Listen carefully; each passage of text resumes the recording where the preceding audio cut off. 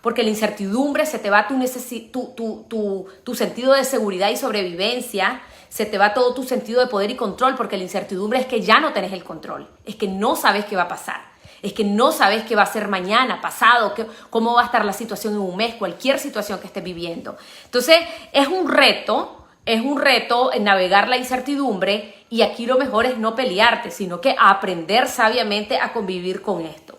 ¿Cómo puedo yo trabajar esta emoción? Muchas personas se van a sentir bien escribiendo, pueden escribir sus incertidumbres, sus miedos al futuro, su sentido de zozobra, y lo escriben, que es una herramienta terapéutica que te ayuda a soltar, a soltar, a soltar. Esto ya lo han dicho varios estudios. Uno de los grandes propulsores, John Pennebaker, que él habla, psicólogo estadounidense, habla de cómo vamos sacando todo lo que andamos ahí a través de la escritura. Ya saben que también para trabajo emocional hablo de los miedos que tengo con alguien de mi confianza. Mira, siento una incertidumbre porque me da miedo que pase esto, me da miedo de yo morirme, cómo voy a dejar a mis hijos, o qué va a pasar con esta cosa, o cómo vamos a pasar. Entonces esas cosas, hablarlas va a ayudar muchísimo. Llorar si tenés miedo, si tenés nervio por tu incertidumbre, también es permitido. Y si vos sentís que definitivamente no podés manejar ese sentido porque te lleva a unos estados de ansiedad y a unos estados de pánico y de miedo, hay que trabajarlo ya de la mano de un experto, de un psicólogo, de un psiquiatra, de alguien que los pueda acompañar en estos procesos. Entonces, número 1, dije, al ser una emoción, la acepto, la vivo, no la rechazo, no me peleo, la acepto, la vivo y la trabajo, la suelto. Eso en primer lugar. En segundo lugar, vamos a una parte más reflexiva. Vamos a reflexionar sobre mi incertidumbre. Entonces yo a solas digo, a ver, Nadia, tu incertidumbre, tu miedo al futuro es, digamos, que me dé el coronavirus, ¿verdad? Que eso es lo que la gente anda mucho. Entonces esa incertidumbre, que yo estuve en una reunión y fulanito no se puso la mascarilla, yo me le acerqué y después me fui, y entonces yo después quedo pensando, ¿será que me lo pasó? ¿Será que me lo pasó? Tosió una vez, y entonces vos estás pensando y pensando con toda esa incertidumbre. Entonces, al vos analizar tu incertidumbre, te vas a dar cuenta que lo que ella desencadena es miedo. O sea, a ella la sigue el miedo. ¿Cuál es mi miedo? Que en esa reunión yo me haya contagiado por fulano de tal. ¿Ya? Entonces, al yo saber que me produce miedo, vamos a desmenuzar ese miedo. ¿Qué significa eso? Entre más ustedes conozcan sus miedos, mejor lo van a poder trabajar. Entonces yo me hago las preguntas y pueden escribir ahí. ¿Qué me da miedo? O sea, yo estoy nerviosa porque yo creo que me contagié. ¿Qué me da miedo en realidad? ¿Es estar contagiada? ¿Es el virus?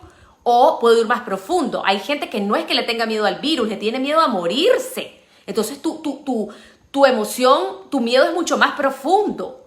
Es darte cuenta de que no es la enfermedad. Tal vez al final el miedo primario es la muerte a lo desconocido, pero tal vez es la muerte. ¿Pero por qué la muerte? Porque tal vez tus padres se murieron cuando vos eras muy joven. Entonces podemos ir a la raíz de la raíz de la raíz. Entonces, entre más yo conozca mi miedo, más puedo generar tranquilidad en mí, y mis niveles de incertidumbre van a bajar. No la vamos a eliminar, pero van a bajar. Entonces yo trato de ver mi miedo. ¿Qué es lo que me da miedo? Después yo puedo de dónde viene mi miedo, cuál es la raíz de la raíz de la raíz de mi miedo. Después, ¿qué es lo peor que me puede pasar? Y entonces ahí entramos un poco en el razonamiento. Y es que yo digo, bueno, lo peor que me puede pasar es que efectivamente en esa reunión fulano de tal, que no se puso la mascarilla, me contagió, digamos. Entonces, cuando yo me voy al peor escenario, hay personas que se van a dar cuenta que tal vez no es tan grave, o hay personas que se pueden dar cuenta que la situación puede ser algo seria. Pero cuando yo me doy cuenta de qué es exactamente el peor escenario, yo puedo tomar acción. Entonces, si eso ya pasó, pero si es algo que puede ser de a futuro, yo puedo decir, ¿cómo prevengo eso?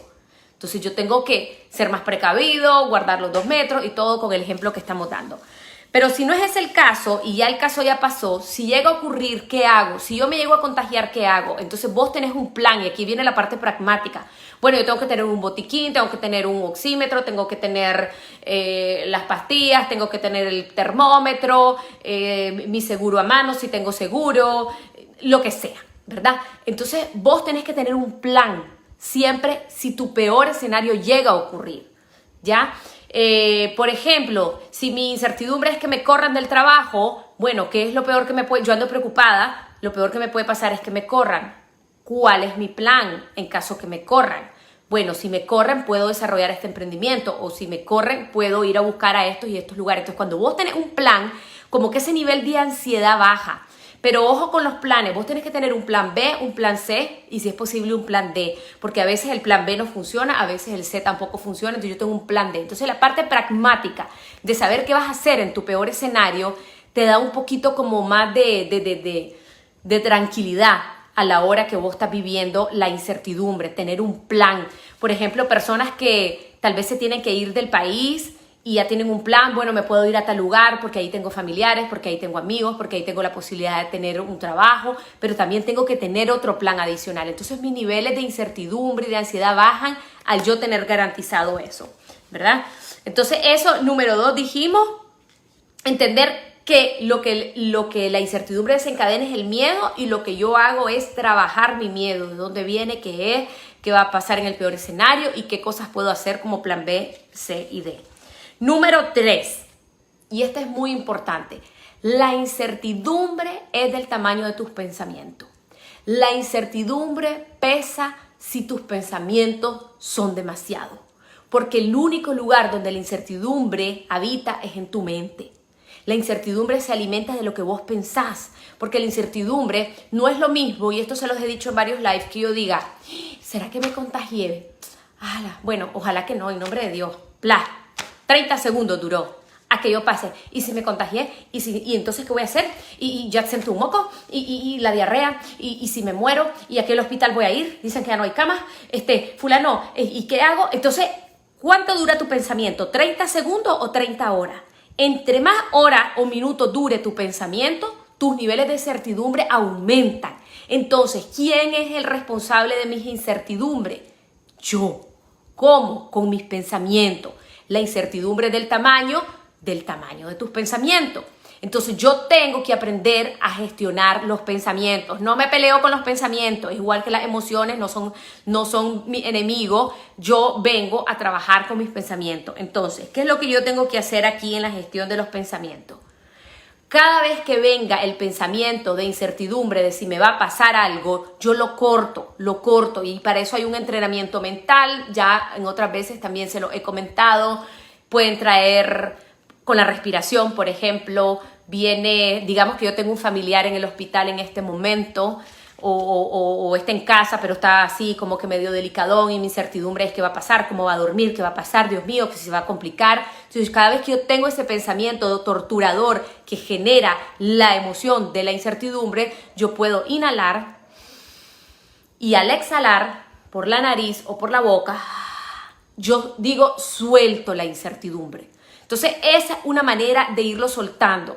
Y si tenés 20 veces el pensamiento, 20 veces vas a respirar. Pero a medida que vos vayas entrenando tu mente a soltar ese pensamiento, la incertidumbre también va bajando. Esa es una técnica. Otra técnica es, en vez de la respiración, utilizar una palabra o una pequeña frase. Cada vez que viene mi pensamiento, mi familiar se va a complicar, yo puedo decir paz, o yo puedo decir Jesús, en vos confío, para los que creen, o yo puedo decir aquí y ahora, porque la incertidumbre es una emoción que está en el futuro, es qué va a pasar, se irá a complicar, cómo irá a dormir hoy. Entonces yo digo suelto y confío o aquí ahora, entonces me centro con mi palabra. Otra manera de gestionar el pensamiento es la liga. La liga o la cola yo me la pongo acá, puede ser un hule, puede ser algo, y cada vez que viene mi pensamiento que genera la incertidumbre, estiro y pácata, ella vuelve, y cuando vuelve es el momento en que yo suelto, estiro y suelto. Cuando pega es el momento en que yo suelto ese pensamiento. Es una manera en que le decimos al cerebro a nivel físico, porque el cerebro también entiende a través del contacto. El cerebro es tan inteligente que le hablamos a través del cuerpo, que al dar ese golpe es un momento también de soltar. Entonces la idea, muchachos, no es controlar tu mente, es gestionar, soltar aquellos pensamientos que me hacen sentir en una incertidumbre muy fuerte.